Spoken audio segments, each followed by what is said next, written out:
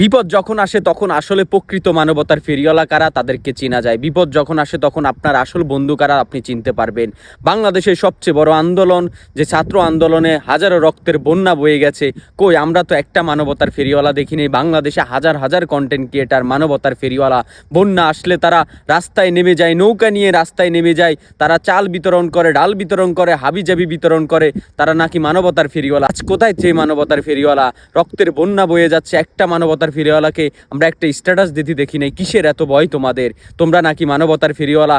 আজকে তোমরা আমাদেরকে চোখে আঙ্গুল দিয়ে দেখিয়ে দিয়েছো না না তোমরা মানবতার ফেরিওয়ালা না। তোমরা হচ্ছ কিছু প্রবাসীদেরকে ভুলভাল বুঝিয়ে টাকা শোষণ করতেছ।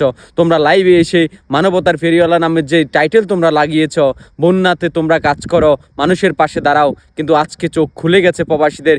একটা প্রবাসীও আর এই মানবতার ফেরিওয়ালাদেরকে কখনো টাকা দিবেন না। যখন বন্যা আসবে তখন তারা রাস্তায় নেমে যাবে, নৌকায় চাইল এক বস্তা